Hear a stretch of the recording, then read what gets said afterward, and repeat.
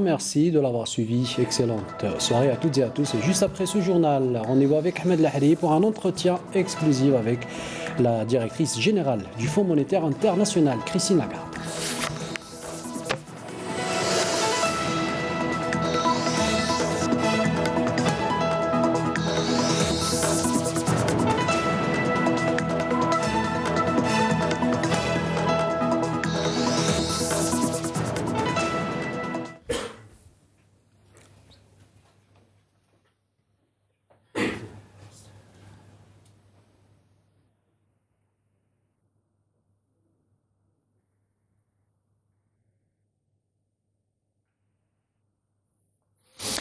Christine Lagarde, bonsoir. Merci de nous accorder cette interview exclusive.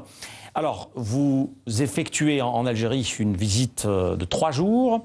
Alors, est-ce que c'est une visite, j'ai envie de dire, tout à fait ordinaire ou tout simplement un déplacement avec un ordre du jour précis, un ordre du jour ciblé, et je sous-entends une éventuelle rallonge financière? Une visite en Algérie, ça n'est jamais une visite ordinaire pour moi. C'est une visite extraordinaire parce que vous êtes un pays extraordinaire, un peuple extraordinaire et que j'ai toujours un immense plaisir à rencontrer vos autorités, qu'il s'agisse du président Bouteflika ou des membres du gouvernement, du Premier ministre ou du gouverneur de la Banque d'Algérie. Je viens dans le cadre d'un partenariat qui a toujours existé entre le Fonds monétaire international et l'Algérie. C'est un partenariat qui s'est appliqué dans les mauvais jours, dans les bons jours, qui nous a permis de pouvoir aider l'Algérie quand elle en avait besoin. Et aujourd'hui, je viens surtout pour remercier l'Algérie. Parce que lorsque l'année dernière, nouvellement nommée comme directrice générale du Fonds monétaire international, j'ai constaté que nous devions augmenter notre capacité de prêt pour faire face à la situation économique, j'ai fait appel aux pays membres de l'institution. Et l'Algérie a répondu présente. L'Algérie a contribué sous forme de prêts à l'institution, 5 milliards de dollars, qui sont en réserve, qui appartiennent toujours à l'Algérie, bien sûr, mais qui sont éventuellement disponibles si un des pays membres, sur les 188 que comptent les membres du FMI, devait rencontrer de graves difficultés économiques.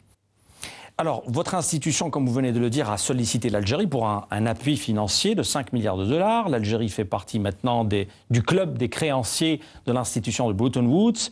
Cette somme servira à soutenir, on le sait, des pays en difficulté, des pays en crise. Alors, quel avantage pour l'Algérie à travers cette opération? D'abord, je crois que c'est un signal très fort de ce que, d'un pays débiteur à l'égard de l'institution, il est devenu comme, par exemple, les Philippines, l'Indonésie, la Malaisie, qui étaient eux aussi des pays débiteurs, un pays créditeur. Donc c'est un signe de maturité financière et économique. Et puis c'est un signe d'adhésion au multilatéralisme qui est le principe fondateur du Fonds monétaire international. Deuxième observation, les 5 milliards de dollars sont un prêt. Hein, ça n'est jamais un don, c'est un prêt. C'est comptabilisé d'ailleurs comme réserve pour l'Algérie, par la Banque d'Algérie. Troisièmement, c'est une somme qui rapporte de l'intérêt. Donc personne, aucun prêteur n'a jamais perdu d'argent lorsqu'il a prêté au Fonds monétaire international. Et puis cinquièmement, c'est une ressource qui peut être utilisée, qui ne l'a pas été jusqu'à présent, je le précise, qui peut être utilisée si l'un quelconque des pays en crise fait appel au Fonds monétaire international et que nous devions aller puiser dans ce que nous appelons les prêts bilatéraux auprès des prêteurs du FMI. La dernière évaluation de votre institution parle de points positifs et de points négatifs. Alors, on ne va pas parler du positif sur le plan macroéconomique. Intéressons-nous un peu à tout ce qui est négatif. Qu'est-ce que vous reprochez à l'Algérie, Christine Lagarde? Vous savez, les journalistes du monde entier sont tous les mêmes. Vous voulez toujours vous concentrer sur le négatif et pas sur le positif. Moi, je suis à l'inverse. Ce qui m'intéresse, c'est le positif et comment on peut, à partir du positif, transformer le négatif. Je vous donne un exemple. Vous avez une situation financière et économique qui est extraordinairement saine. Hein, vous avez un endettement minimum, vous avez des réserves très importantes, vous avez un taux de croissance que beaucoup de pays aujourd'hui envient, vous avez un déficit très faible. Alors, les deux points qui peuvent être améliorés et qui peuvent être améliorés, C'est d'une part l'inflation, qui a été élevée l'année dernière pour tout un tas de raisons sur lesquelles on peut revenir, mais qui est en train de doucement commencer à refluer. Et vous avez un deuxième problème, qui est le problème du chômage, qui était très élevé, qui a beaucoup baissé au cours de la dernière décennie, mais qui est encore d'à peu près 10% en moyenne et d'environ 20% pour les jeunes. Donc ça, ce sont les deux points sur lesquels l'économie algérienne peut progresser. Et je dis qu'elle peut progresser parce qu'elle a un potentiel de croissance qui peut être utilisé pour ce faire. Qu'avons-nous dit aux autorités lorsque j'ai rencontré le président, lorsque j'ai rencontré le Premier ministre, lorsque j'ai rencontré le ministre des Finances? Je leur ai dit la même chose. Il faut pouvoir libérer les forces créatrices en matière économique. Et pour cela, il faut simplifier, il faut améliorer le climat des affaires, il faut... Vous savez, plus encore que d'aider les chefs d'entreprise, il faut leur laisser des marges de manœuvre pour exporter, pour importer, pour investir, pour développer leur activité. Il faut réduire les formalités, il faut réduire le poids de la bureaucratie qui pèse bien souvent sur ceux qui sont prêts à entreprendre. Pour autant, l'avenir de l'amélioration de l'économie algérienne, elle appartient aux Algériens. Et donc ce sont les entrepreneurs, qu'il s'agisse des petits entrepreneurs, des moyens entrepreneurs ou des gros, des hommes ou des femmes, puisque les femmes sont des créatrices de valeur et des entrepreneurs, elles aussi, ce sont eux qui, en se prenant par la main, pourront arriver à développer ce potentiel qui existe, parce que c'est un pays qui a des ressources, c'est un pays qui a une géographie extrêmement riche et c'est un pays qui a une démographie puissante sur le plan de la croissance. Alors, restons dans la région MENA et axons à présent sur la Tunisie et l'Égypte, qui traversent une situation, vous le savez, extrêmement difficile, économiquement et politiquement. Alors, que comptez-vous faire pour leur venir en aide? Nous sommes aux côtés de la Tunisie et de l'Égypte depuis des mois. Et nous travaillons avec eux en fournissant évidemment de l'assistance technique et en étant sur le terrain pour à la fois les aider à définir leurs projets et participer au financement. Dans les deux cas, à la fois en Tunisie, où nous avions encore une mission sur le terrain au mois de janvier, en Égypte, où nous sommes en dialogue permanent avec les autorités, pour parvenir à construire un programme économique qui soit le leur. Ce n'est pas le programme du FMI, c'est le programme de la Tunisie, c'est le programme de l'Égypte.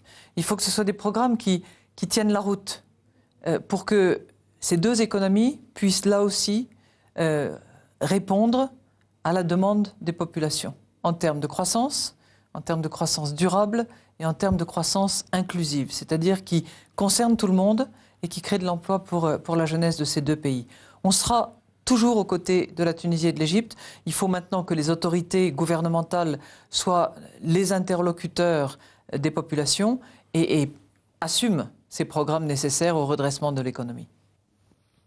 Le Sahel maintenant, avec bien sûr toute la perturbation que connaît la région. Je parle particulièrement du Mali, répercussions économiques avérées. Madame Lagarde, quel est le champ d'intervention du FMI pour le Sahel?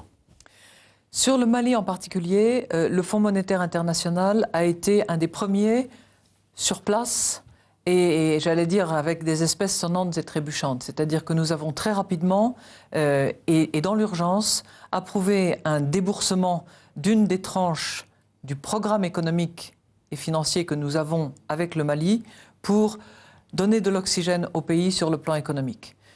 En général, lorsque le Fonds monétaire international intervient dans ces conditions-là, les autres donateurs, les autres financeurs suivent. Et ça a été le cas. Par ailleurs, le Fonds monétaire international participera à la conférence des donateurs qui est prévue au mois de mai, je crois, à Paris. Et c'est une conférence à laquelle je participerai personnellement. Alors maintenant, le FMI jouit d'une, on va dire, mauvaise réputation chez les pays en développement, sur notamment la question du recouvrement de la dette. L'Algérie a un peu connu cette situation durant les années 90. Madame Lagarde, comment comptez-vous procéder pour un peu améliorer cette image du FMI? Je crois que vous avez un regard assez sombre sur la situation. Depuis que j'ai été nommée, il y a maintenant 1 an et demi, j'ai beaucoup voyagé, j'ai beaucoup rencontré mes membres, puisque moi je ne suis que l'émanation des membres d'un club qui est le Fonds monétaire international, pour savoir ce que nous faisions de bien, ce que nous pouvions améliorer et de quelle manière nous pouvions le faire. Je n'ai pas rencontré cette image sombre que vous décrivez. Qu'il s'agisse des pays d'Asie, qu'il s'agisse des pays d'Amérique latine, qui ont été eux aussi dans des situations difficiles, qui ont appelé le Fonds monétaire international pour venir en soutien, parce qu'en général, on nous appelle quand ça va très mal, et pas quand la situation est bien équilibrée. L'ensemble de ces pays étaient extrêmement positifs, ont d'ailleurs participé à l'appel de fonds pour renforcer la capacité de prêt du Fonds monétaire international. Et ça, quand on participe financièrement à l'effort collectif, ça veut dire qu'on croit à la vertu de l'exercice. Ceci étant, je crois que vous avez aujourd'hui devant vous un Fonds monétaire international qui est différent, qui est beaucoup plus à l'écoute, qui est attentif aux conséquences sociales des prescriptions économiques qu'il propose, qui veut impérativement inclure le plus grand nombre possible d'interlocuteurs, qui est toujours attentif à ce qu'on appelle les filets de sécurité sociaux, c'est-à-dire que les plus démunis dans la population ne soient pas victimes des coupes sombres qui doivent être opérées parfois dans les politiques budgétaires. Et ces préoccupations-là sont bien perçues par les États membres et je persiste à penser que nous devons les appliquer. Alors, la crise financière internationale n'est pas encore finie, elle n'a pas encore livré tous ses secrets. Je parle de l'Italie avec sa crise politique, je parle de la Grèce surtout. Il y a eu des mesures décidées par l'Union européenne, par le FMI, des mesures qui ne sont pas vraiment, ou les solutions qui ne sont pas encore palpables. Est-ce que vous remettez aujourd'hui en cause ces solutions proposées par ces deux institutions, donc FMI et Union européenne, ou c'est tout simplement une question de temps ? Le temps est une composante indispensable de tous nos programmes. Et je constate que pour l'Irlande, pour le Portugal, pour la Grèce, le temps a été nécessaire pour parvenir à une consolidation budgétaire qui soit compatible avec le maintien d'un certain nombre de facteurs économiques. Dans tous ces cas de figure-là, nous avons en général sollicité, et obtenu d'ailleurs, un peu plus de temps. Un peu plus de temps pour la Grèce, un peu plus de temps pour le Portugal, pour que l'ajustement budgétaire ne soit pas trop brutal. Vous savez, on définit un programme en fonction d'un certain nombre d'hypothèses, en fonction de certains paramètres. Ces programmes-là se sont inscrits dans le cadre d'une crise financière internationale, d'une brutalité et d'une profondeur et d'une généralité extrême. Il n'y avait pas eu crise plus grave depuis la Grande Dépression des années 30. Donc on est obligé chaque fois de paramétrer, d'ajuster, de rajouter un peu de temps pour permettre au pays de réaliser la consolidation budgétaire et les réformes structurelles impératives pour rétablir leur situation économique et leur permettre de réaccéder au marché financier. Dernière question, Madame Lagarde, elle concerne bien sûr les prévisions de l'économie mondiale pour 2013 et 2014. Alors nous prévoyons une très légère amélioration de la croissance mondiale, avec la même asymétrie qu'en 2012, c'est-à-dire des pays émergents et des pays en voie de développement qui tirent la croissance mondiale, et des économies développées qui sont un peu à la traîne, si j'ose dire. Qu'il s'agisse des États-Unis, qui se redressent quand même, du Japon, qui grâce à la nouvelle politique monétaire et budgétaire décidée, se redresse un peu aussi, une zone euro encore en difficulté, et nous prévoyons que 2014 sera en très légère amélioration par rapport à cette situation. On n'est pas encore sorti d'affaire, si j'ose dire. On a évité le pire, la catastrophe.